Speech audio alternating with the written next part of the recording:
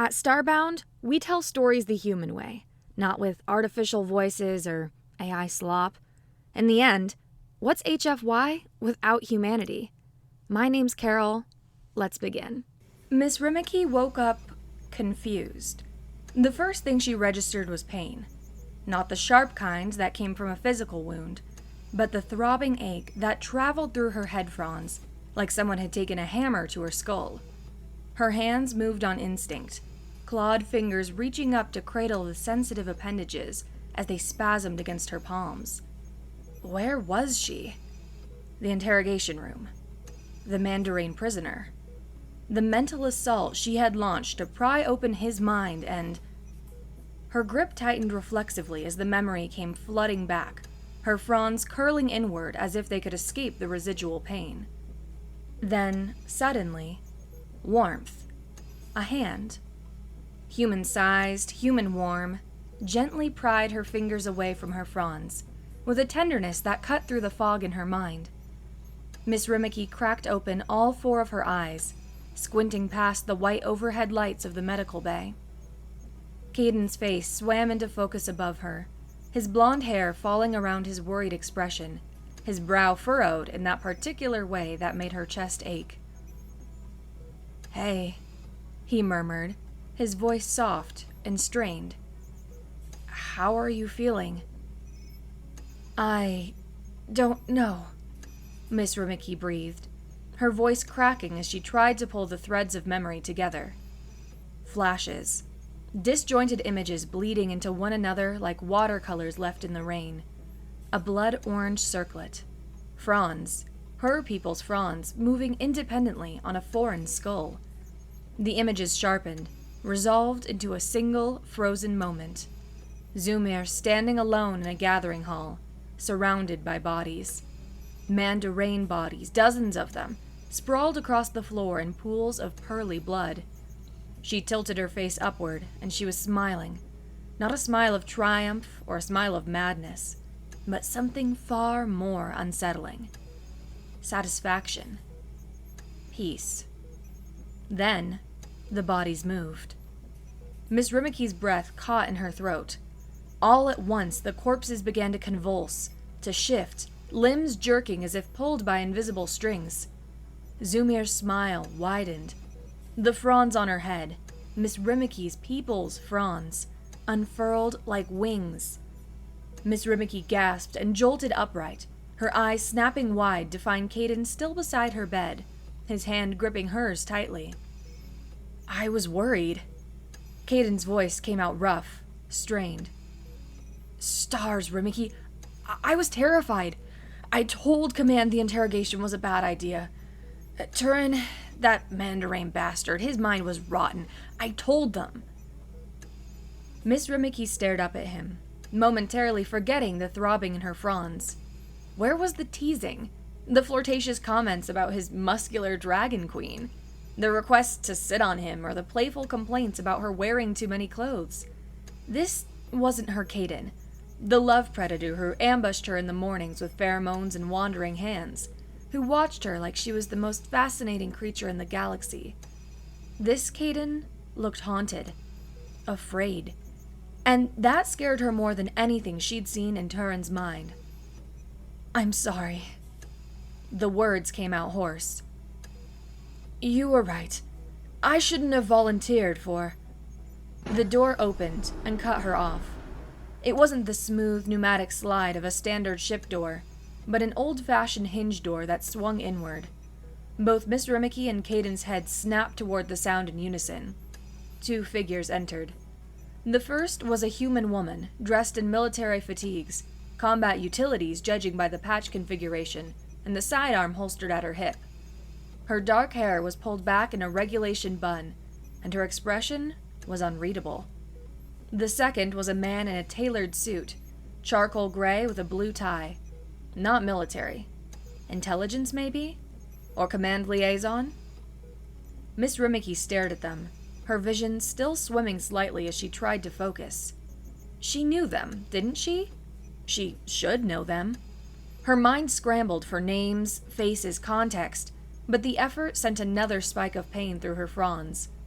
She winced, her clawed hand instinctively reaching up to her head again. Caden's hand came around her shoulders, warm and steady, and Miss Rimiki let him. She leaned into it slightly, too exhausted to care about appearances anymore. They weren't a public couple, not officially. Most of her students didn't know, and the Zumra Council of Leaders certainly didn't know, which was probably for the best given her people's non-social engagement clause with humans. But Miss Rimiki was smart enough to realize that Caden, staying by her side through all of this, had painted a very clear picture for anyone with eyes. The human woman in fatigues had probably drawn her conclusions the moment she walked through that door. Not that Miss Rimiki believed for a second that human intelligence didn't already have a file with both their names on it. They probably had one before she and Caden even admitted anything to each other. The man in the suit spoke first.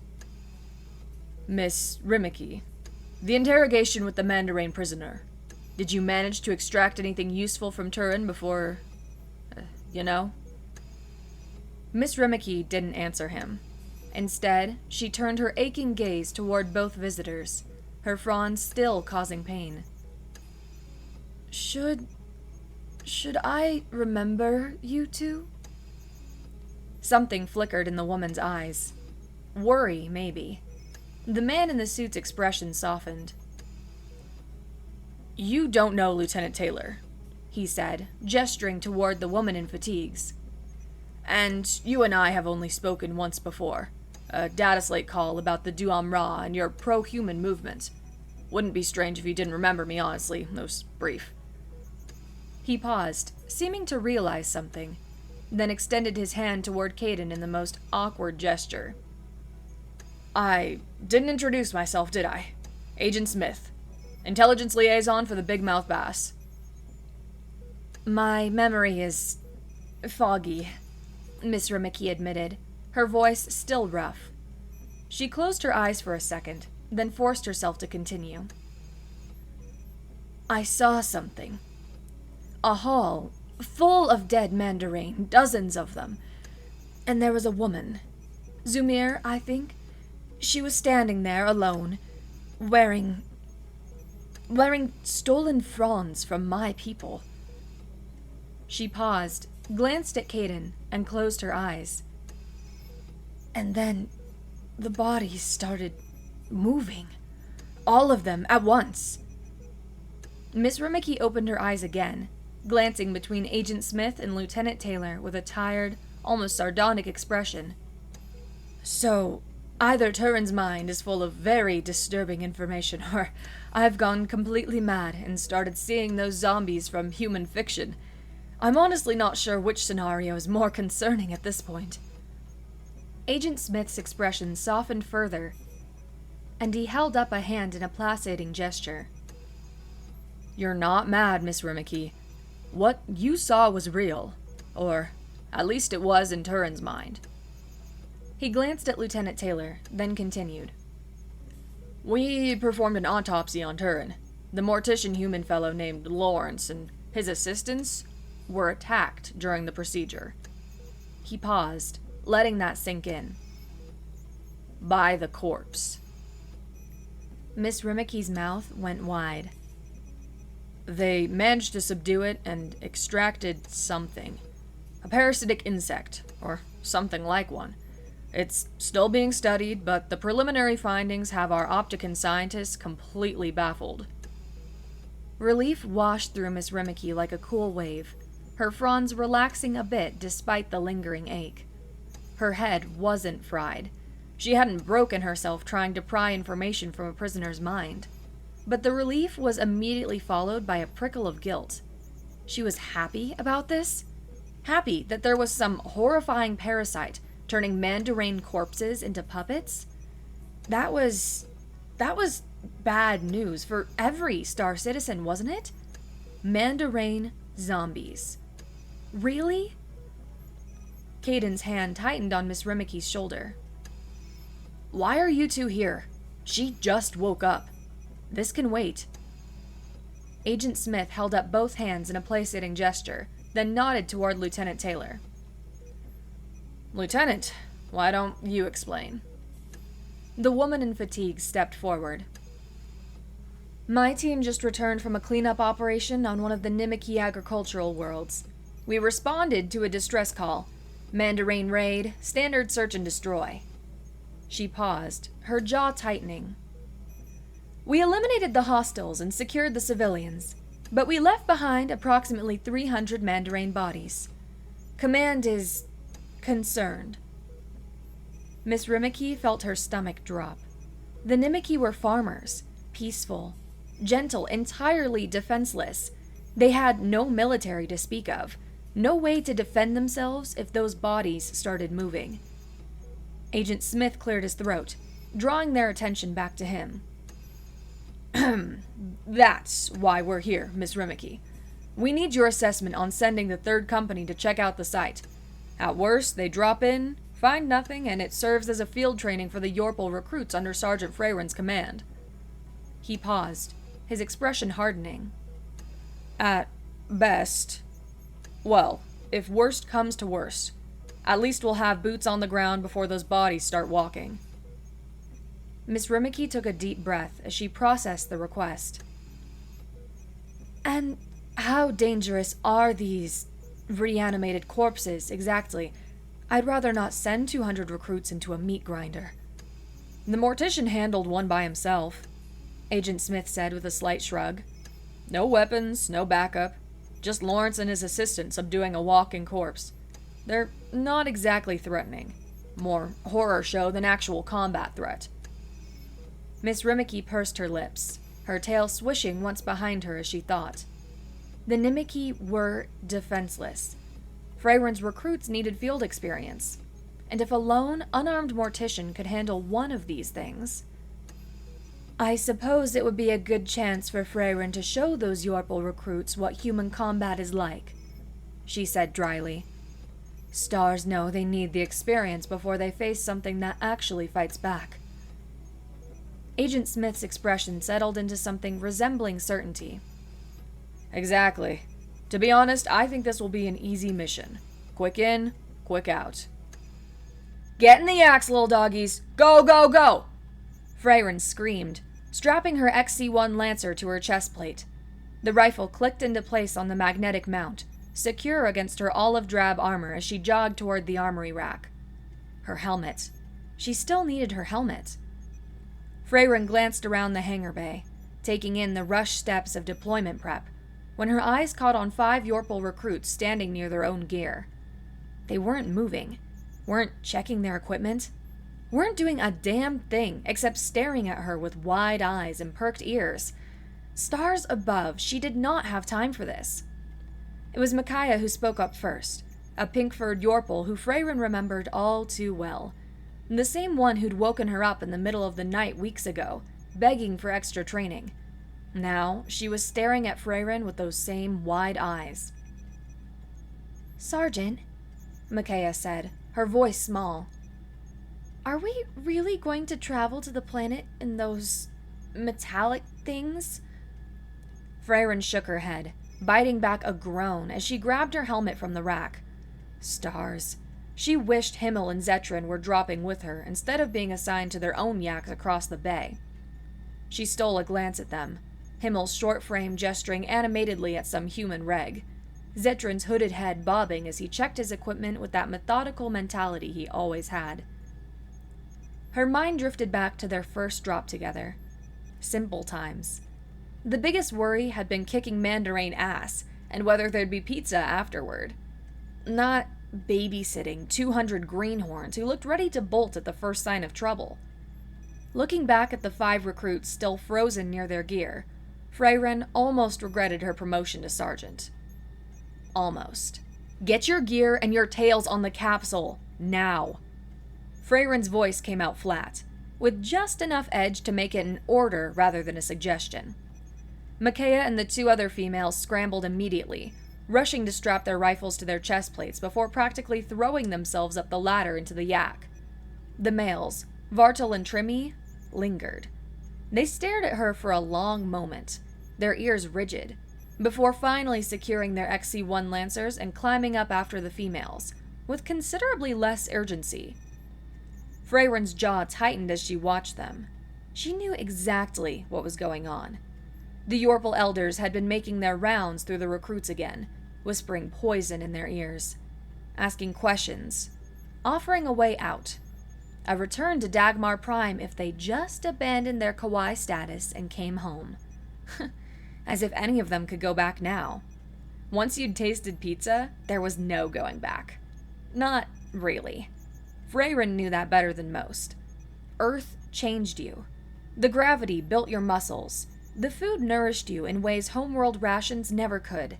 The sun warmed your fur differently. Coffee. Fresh air. The way grass felt under your paws. You could never explain it to someone who hadn't been there.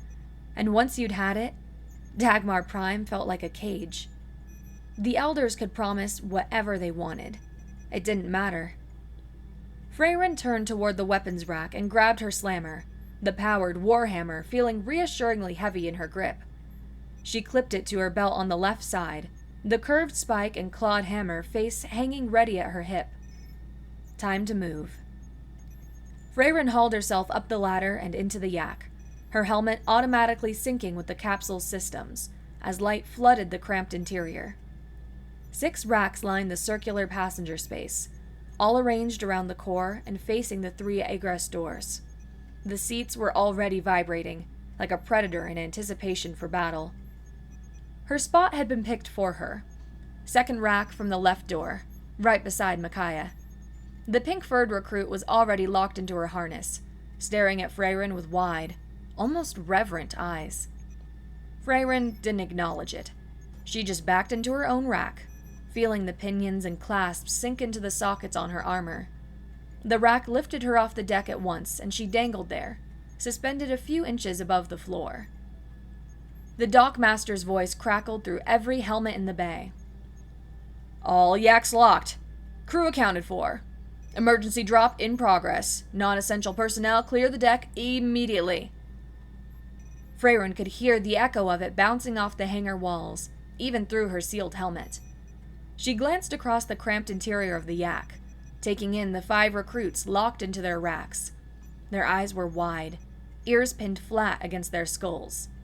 Micaiah's was trembling in seat. Frairen felt something twist in her chest. Not quite sympathy, but close enough. She softened her voice, just a fraction. "Hey, the big bad werewolf is in here with you. You've got nothing to fear." The effect was immediate. Ears perked up, shoulders dropped. Micaiah's breathing slowed to something approaching normal. When the dockmaster's voice cut through again. "Dropping bay, venting for launch. Brace for..." The rest was swallowed by the roar of the atmosphere being sucked out into the void. The yak's engines powered up, an annoying vibration that traveled up the racks and into Frairen's bones. She kept her mouth shut, swallowing the words that wanted to come out. This was going to suck. It always sucked, but she couldn't say that. Not with 5 wide-eyed recruits hanging on her every word. She was the big bad wolf. Werewolves didn't complain about drop sickness. Micaiah's voice came through the squad channel, small and wavering. "Sergeant, how bad is this going to be?" Before Frairen could answer, Vardal spoke up from his rack. "The dampeners will keep us safe, right?" Trimmy nodded, his voice trying for confident and landing somewhere near hopeful. "Yeah, the dampeners handle most of it." Frairen couldn't help it. She smirked behind her visor. "I'm going to laugh when your nuts end up in your heads." The 2 males went rigid in their harnesses, T-visors turning toward each other for one brief, terrified look. Then silence. Beautiful, beautiful silence. "All yaks green." The dockmaster's voice was calm, almost bored. "Go for P-entry." The buzzer hit like a hammer to the skull. A shrieking, ear-splitting wail that drilled straight into Frairen's brain. Then, the drop. Her vision grayed at the edges, as acceleration slammed her into the rack, her brain squishing against the back of her skull like meat in a grinder. But even through the nauseating pressure, even with her thoughts reduced to static, she had just enough awareness left to enjoy the show. The recruits were screaming. All of them, hands clawing at their helmets like they could somehow escape their own heads. Mikaya's voice cut through the chaos, high-pitched and desperate. Frairen would have laughed if she could have moved her jaw. She knew exactly what word the recruit was trying to say. Couldn't quite get it out, though. Not with several G's trying to flatten her lungs. Outside the yak, the Rimiki agricultural world rushed up to meet them, their capsules screaming through the void, trailing smoke like a dying comet. The yak hit the atmosphere like a fist punching through wet paper. Fire bloomed around the hull, turning the outside world into a screaming orange hell. Frairen would carry this moment with her for a long time. Not the violence of re-entry, that she'd done that before, but the faces. Mikaya's pink fur matted with sweat inside her helmet, mouth open in a scream that never seemed to end.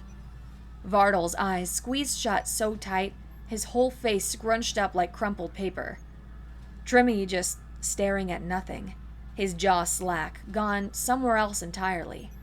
And her, keeping it together, staying calm, playing the unshakable sergeant. If Himmel and Zetrin were here, she'd be cursing right alongside the recruits, but they weren't, so she held the mask. The ground rushed up fast. Too fast. "Brace for impact!" Frairen barked. "Get a hold of yourselves!" Mikaya didn't even hear her, too busy gasping for air in between screams. The two males just hung there in their racks like corpses, eyes open but empty, their souls still floating somewhere in orbit while their bodies plummeted toward dirt. The retro thrusters fired. Frairen's blood reversed course instantly, draining from her skull and flooding down into her paws and tail, like someone had opened a valve. Her vision went white, then red, then impact. The yak slammed into the soil. Every bone in Frairen's body felt like it had shattered into powder, ground down by the sheer violence of deceleration. Then the 3 doors blew open, and dusklight poured in, soft purples and oranges, bleeding across a sky Frairen recognized from the briefing. Rimiki agricultural world. Harvest season. "On your paws. High ready." Her voice came out raw, but it came out. The 5 recruits looked like death. Mikaya's eyes were unfocused. The males were swaying in their harnesses. But they moved. Slowly, shakily, they unclasped from their racks and dropped to the deck, raising their XC-1 lancers with trembling arms. Frairen didn't wait. She hit the ground outside and swept her rifle across the field. Bodies. Dozens of them. Mandarin corpses sprawled across the tilled earth like broken dolls, their blood soaking into the dark soil. Some still had their normal features.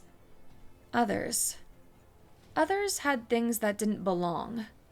Grafted limbs, stolen eyes. But all of them were dead. Very, very dead. Bullet holes punched through torsos, limbs, heads. The unmistakable signature of human marksmanship. Whatever fight had happened here, humanity had won. "Thank the stars they're still dead." Mikaya's voice came through breathless as she lowered her lancer. "All that pain for nothing," Vardel grumbled, one paw rubbing at his helmet like he could massage away the drop sickness. "Just to stare at corpses." Trimmy made a noise of agreement, his rifle drooping toward the dirt. "Could have just sent us pictures." "Keep your guards up," Frairen snapped. "We don't know." Yeah. Vardel's tone said he'd heard it all before. Neither male raised their weapons back to proper position, just held them in loose grips that wouldn't stop anything faster than a light breeze.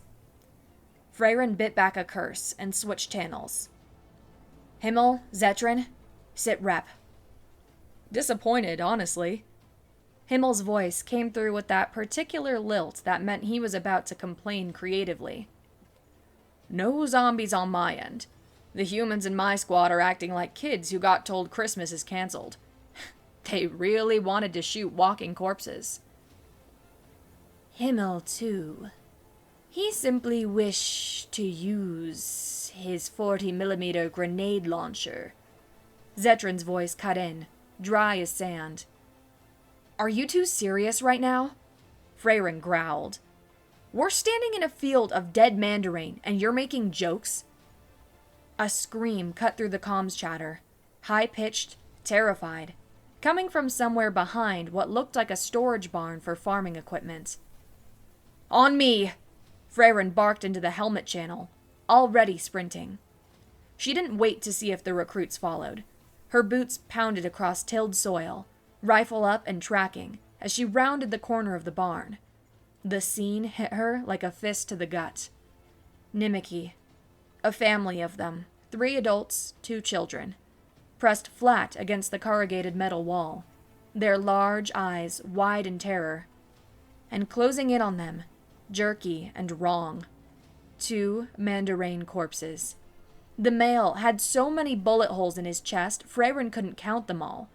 The female was missing half her face. Neither seemed to notice or care. Shit! Frairen's XC1 came up smooth, muscle memory guiding the motion.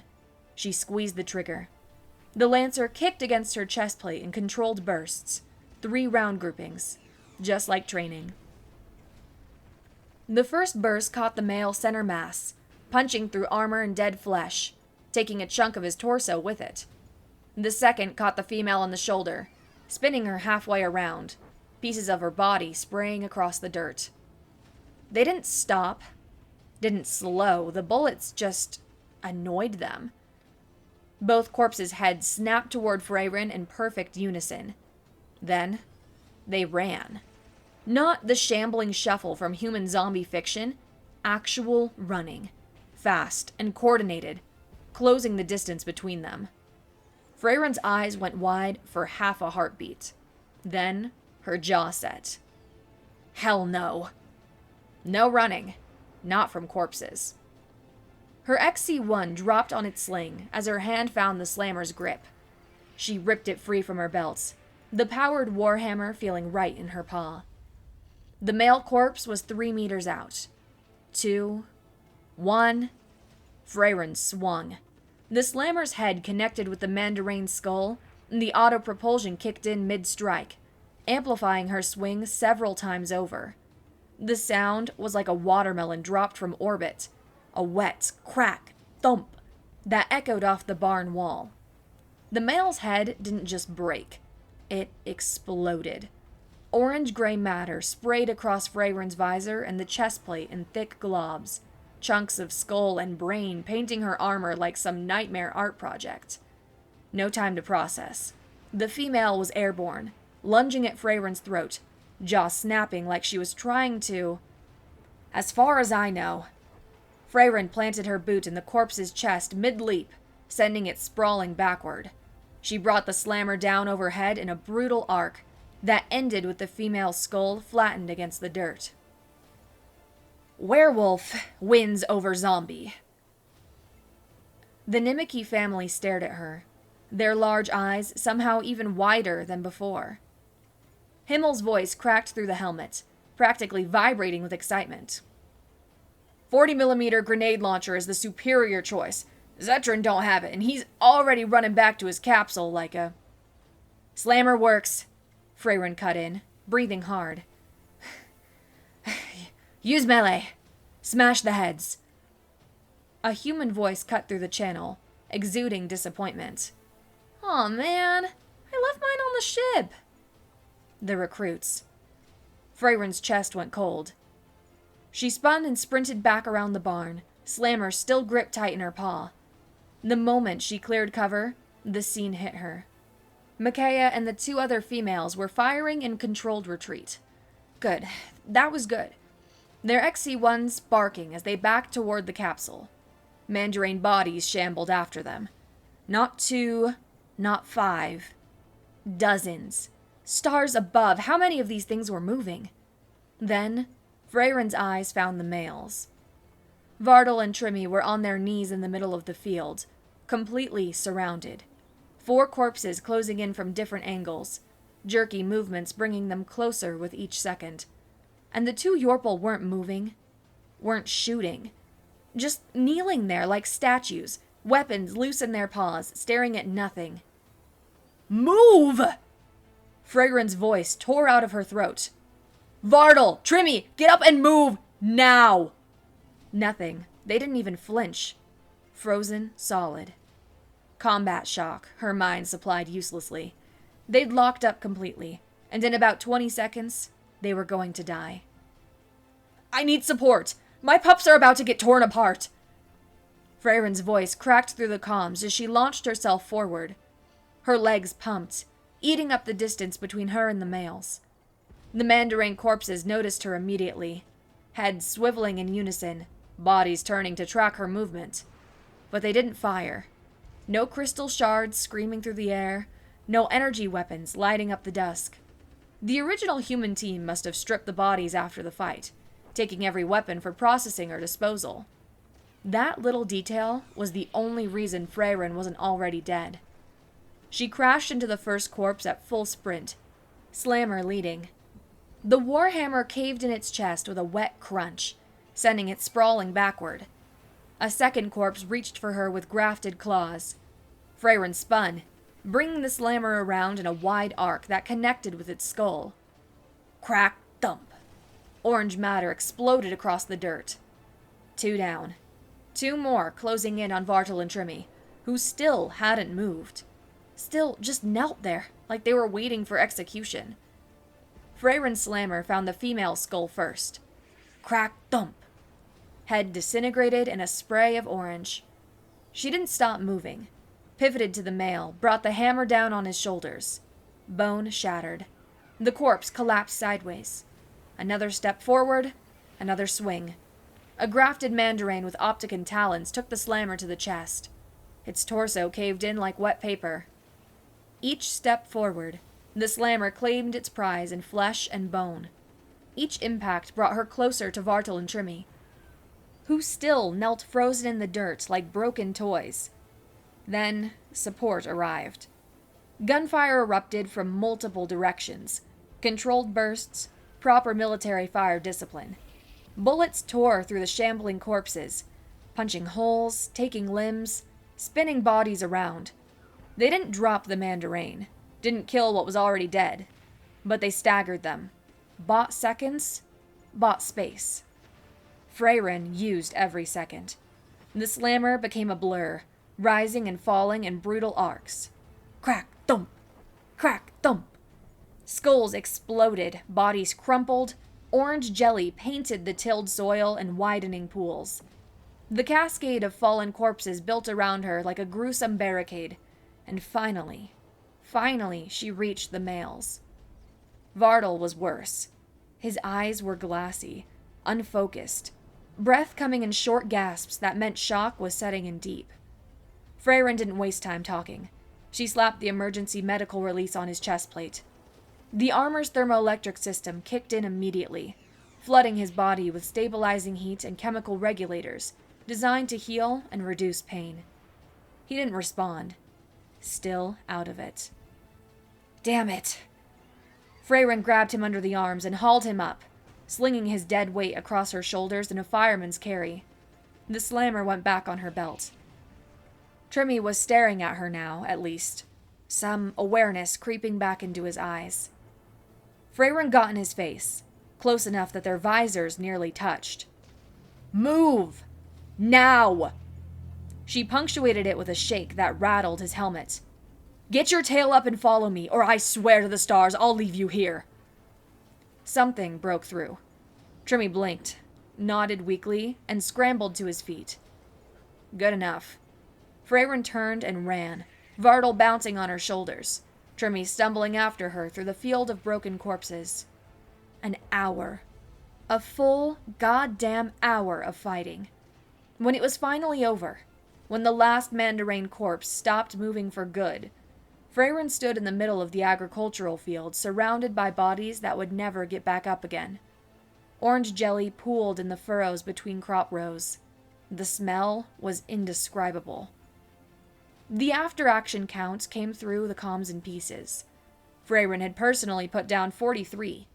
Himmel, who'd been absolutely gleeful about the whole thing, had racked up 37 with his grenade launcher, though the explosions had contributed to the general chaos. The handful of human soldiers who'd brought their warhammers accounted for another 90 between them. Everyone else? Support fire. Useful for buying time and slowing the corpses down. But XC-1 rounds just weren't built for this kind of work. You needed blunt force. You needed to turn skulls into paste. The Slammer troops had done exactly that, and now the Rimiki world was safe. For now. Frairen stood at the base of her yak, staring up into the capsule at her recruits. The two males were inside, both wrapped in emergency medical blankets, their armor's healing systems working overtime. Vardel's eyes were closed. Trimmy stared at nothing. The three females sat nearby, weapons across their laps, looking shell-shocked. They'd fired their XC-1s, sure, bought time. But how many corpses had they actually put down? 0. Maybe 1 if someone got lucky with a headshot. This was supposed to be an easy mission. Field training for greenhorns. Frairen switched channels. Zetrin. Casualties? The reply came slow and calm, like always. 3 Yorpals dead. 2 port. 1 human. 6. 6 dead, fighting what was supposed to be a cleanup operation. Would have been different if everyone brought their grenade launchers and slammers. Himmel chimed in, his voice still carrying that combat high energy. Just saying, we had the right tools, we crushed them. It would have been very different, Zetrin added, if the humans who killed the Mandarin first had not removed all their weapons from the battlefield. A pause. These corpses seem smart. They adapted tactical encirclement. They coordinated. Frairen's jaw tightened. Smart zombies. Perfect. Just perfect. Frairen let out a long breath, her shoulders sagging. Please, tell me we at least get pizza when we get back to the Big Mouth Bass. There was a pause. Then Himmel's voice came through, and she could hear the smile in it. Ice cream. What? Ice cream. That's what Command promised. Not pizza. Ice cream. Frairen's ears flattened against her helmet. You're joking. I wish I was. Apparently someone in logistics decided we needed a sweet reward for an easy job. Himmel's tone dripped with sarcasm. Very thoughtful of them. Ice cream. Frairen repeated, like saying it again would make it make sense. We just fought smart zombies for an hour and lost 6 people, and they're giving us ice cream? Technically, Zetrin interjected, ice cream is a perfectly acceptable reward. Rich in calories. Good for morale recovery. Nobody asked you, lizard boy. Himmel shot back.